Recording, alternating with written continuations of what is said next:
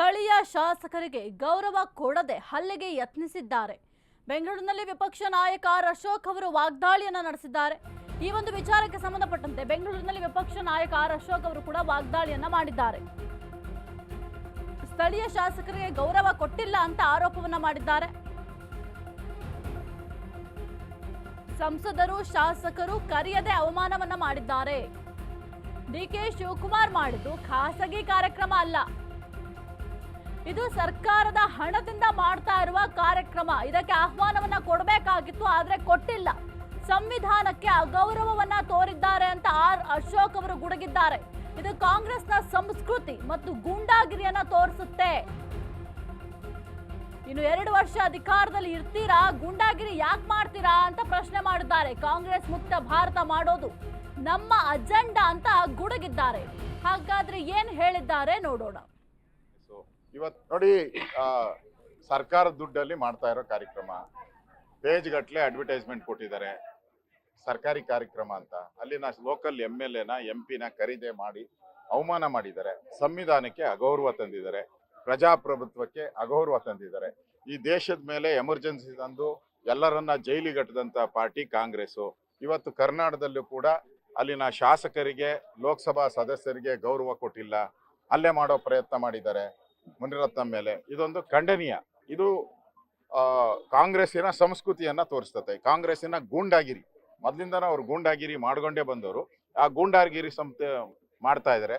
ನನ್ಗನ್ಸುತ್ತೆ ಇನ್ನು 2 ವರ್ಷ ಇರೋದು. ಯಾಕೆ ಗೂಂಡಾಗಿರಿ ಎಲ್ಲ ಮಾಡಕ್ ಹೋಗ್ತೀರಾ?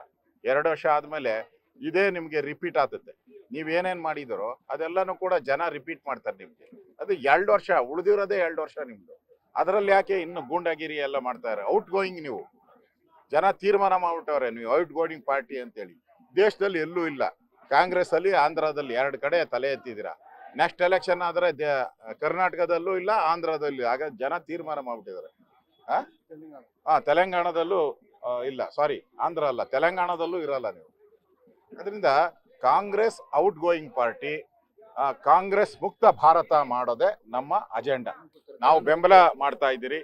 ಮುನಿರತ್ನ ಮೇಲೆ ಆಗಿರೋಂಥ ಹಲ್ಲೆ, ಇದು ಪ್ರಜಾಪ್ರಭುತ್ವದ ಮೇಲೆ ಆಗಿರೋ ಹಲ್ಲೆ. ಈಗ ಮುನಿರತ್ನಂ ಅವ್ರಿಗೆ ನಾವು ಬೆಂಬಲವನ್ನ ಕೊಡ್ತೀರಿ. ಪೊಲೀಸರು ಅವ್ರಿಗೆ ಕೂಡಲೇ ರಕ್ಷಣೆಯನ್ನ ಕೊಡಬೇಕು ಅಂತೇಳಿ ನಾನು ವಿರೋಧ ಪಕ್ಷದ ನಾಯಕನ ಆಗಿ ಆಗ್ರಹವನ್ನ ನಾನು ಮಾಡ್ತಾ ಇದ್ದೀನಿ. ನೋಡಿ, ಬಿಜೆಪಿ ನಾಯಕರು ಕೂಡ ತಮ್ಮ ಆಕ್ರೋಶವನ್ನ ವ್ಯಕ್ತಪಡಿಸ್ತಾ ಇದ್ರು. ಶಾಸಕರಿಗೆ ಆಹ್ವಾನ ಕೊಟ್ಟಿಲ್ಲ ಅಂದ್ರೆ ಯಾವ ರೀತಿ?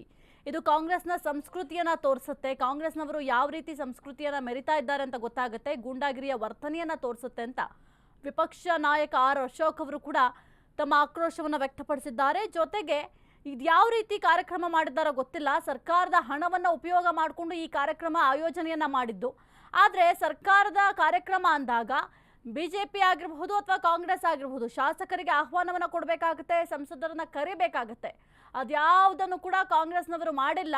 ಇರೋದು 2 ವರ್ಷ, ಆದ್ರೆ ಗೂಂಡಾ ವರ್ತನೆಯನ್ನ ತೋರಿಸ್ತಿದ್ದಾರೆ ಅಂತ ಬಿಜೆಪಿ ನಾಯಕರು ತಮ್ಮ ಆಕ್ರೋಶವನ್ನ ವ್ಯಕ್ತಪಡಿಸಿದ್ದಾರೆ.